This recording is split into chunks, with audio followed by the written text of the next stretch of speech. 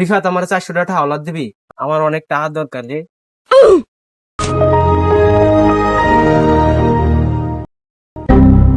বুলবুল টাকা কবে দিবি?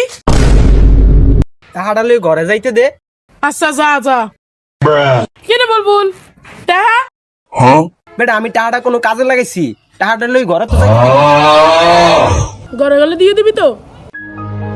বুলবুল কি রে বুলবুল ঘরে দূরে তো গেলি অন টাকাটা? নে নে নে বেটা তোর টাকা নে। বেটা আমি টাকাটা লই আনতে তুই ঘরে যাইতে পারলাম না, কিছু করতে পারলাম না, টাকাটা কোনো কাজেই খাটাইতে পারলাম না। তোর টাকা কি আমি মারিয়ে খাবো? তুই বিশ্বাস করিস না আমারে? আচ্ছা আচ্ছা বুলবুল আমার ভুল আমি বুঝতে পারছি, তুই যা যা। আসলে ওই বুলবুল আমি আমার ভুল বুঝতে পারিনি, তুই যে আমার ভুলটা ভাঙাই ছেড়েই অনেক বেশি, যা।